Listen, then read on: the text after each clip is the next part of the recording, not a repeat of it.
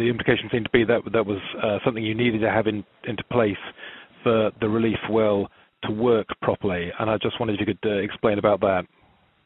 Yeah. So when the relief well enters the existing well, we'll be pumping heavy drilling mud into it, and it will build up inside the wellbore and kill the well.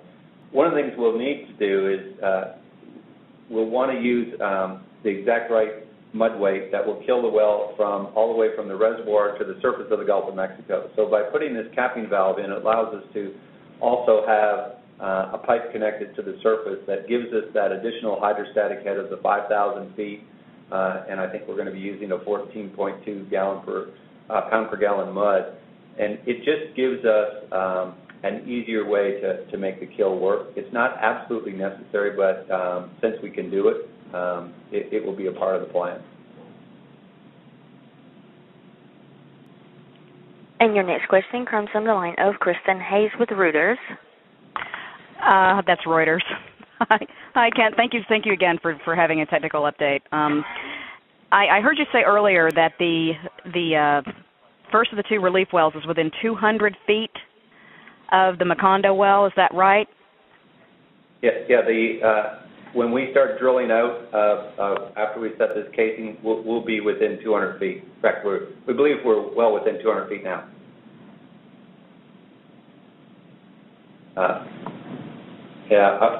I felt like she didn't get her real question probably in there.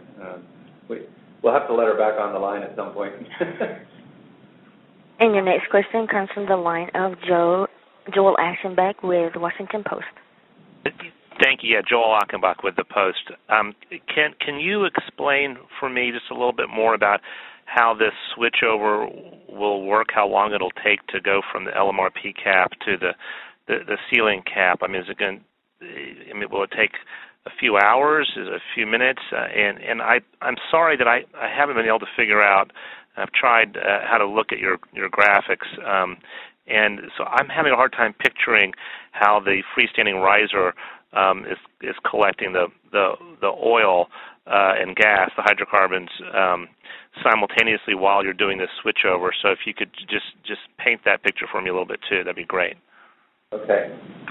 So so let me start with the last part.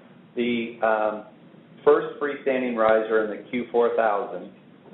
So if I go back one slide, if you look there, those are connected into the BOP through the choke and kill line, and that is below where the LMRP cap sits. So we'll be, if you think about it, we'll be pulling oil and gas out sort of below where it comes out the top, and we'll have the capability, of 30 to 35,000 barrels a day that we can pull out. So that's how it works, and as long as that well's not producing more than 35,000 barrels a day, there should be little to none going out the top. So what that does is that gives us the ability to take the cap off with little oil entering into the sea. And so I'm not exactly sure how long it'll take. When we first started working on it, it looked quite difficult in terms of going flange to flange. The team has made such incredible progress over the last couple of weeks that they've been working on this, that they've got it down to a much shorter period of time. They'll continue to work on that, and that was why I said we'll absolutely make the decision when we're at that point in time, and we've got 3 different options, and whichever one seems to fit best with all the knowledge we'll have then, we'll do it. But it won't be a long period of time, but this isn't something you just snap the cap off and put the valve on and it's all done. It's not that simple. And your next question comes from the line of Paula Dietrich with Oil and Gas Journal. Hi, Kent. Thanks for taking my call. My question is, I'm having trouble envisioning when you unhook in case a hurricane hits. Can you kind of paint a picture for me exactly what gets unhooked from where? Particularly, I'm interested if the oil starts spilling out at the wellhead or if it spills out closer to the surface of the water. Thank you. Yeah, great question. So when we disconnect. So if you look at the slide that I currently have up, basically we'll use an ROV to disconnect the hose that's connected to the Helix producer, bring it down and connect it to the freestanding riser. That would allow the Lockronic and the Helix producer to move away if a hurricane was coming. That would be shut in so that if the oil needed to be released during a hurricane, it would be released through the CDP manifold where we have the dispersant, so it would be released back down at the seafloor where it could be dispersed and we get the most effective use of the dispersant. So hopefully that helps understand how it would work. And your next question comes from the line of Liz Robbins with New York Times. Hi, Ken. I just had a question about the 80,000 barrels a day maximum by the middle of July. Currently, the highest maximum that the scientists said last week was at 60,000. So do you anticipate more barrels coming into the Gulf, and would that be as a result of doing this ceiling cap switchover? Where do you account for the larger amount of barrels? Yeah, the 80,000 barrels a day of capacity we've come up with was to give us the most excess capacity and the most redundancy. Once we start capturing all the oil, we're not, nor do I think anyone else is going to be satisfied that something goes wrong and now we're not capturing it all. So we've tried to put in as much spare capacity, as much redundancy, so that if, say, for instance, we had a problem with the Helix producer where we had to shut it down for a day, we had sufficient capacity to collect all the oil through the rest. So that's the design basis that we've been using. How do we create the maximum amount of spare capacity and redundancy to sort of take care of any potential scenario? And, of course, what sort of limits us is SIMOPS. You know, there's only so many vessels you can get out in this immediate area, and we think we've sort of we've gone to great lengths to put as many as we can in one place. And your next question comes from the line of Zunara Zaki with ABC News.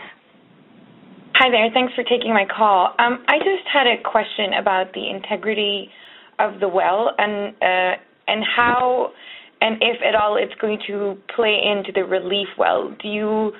I know you had to stop top kill because you were concerned about that. Do you think that would play in at all to the relief well process at all? Yeah, once again, a great question. In the top kill, if you remember, we just couldn't seem to get the heavy kill mud to go where we needed it to go, and we didn't know whether it was all going out the top or whether there was some integrity issue with the well. We just couldn't tell.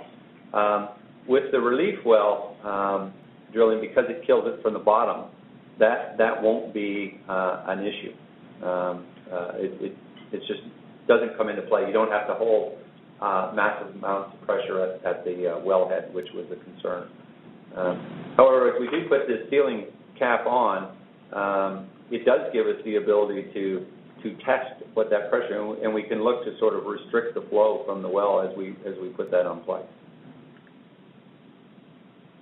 And your next question comes from the line of Jim Polson with Bloomberg News. Thanks, Kent. Since we've gotten to the relief wells, do you have an estimate of how long it may take to actually do the bottom kill? I've heard some speculation it could take 10 days to 2 weeks if you've got significant damage to the existing hull. Yeah, I think it's a lot will depend upon what we find as we start to enter the well. So we'll first enter, I'll call it the annulus of the existing well, and then we'll have to enter into the casing. And depending upon whether we kill the well all at once or we have to do it in two separate stages, that's what will affect the timing. My thought was as we got closer to that stage, I'd get into much more detail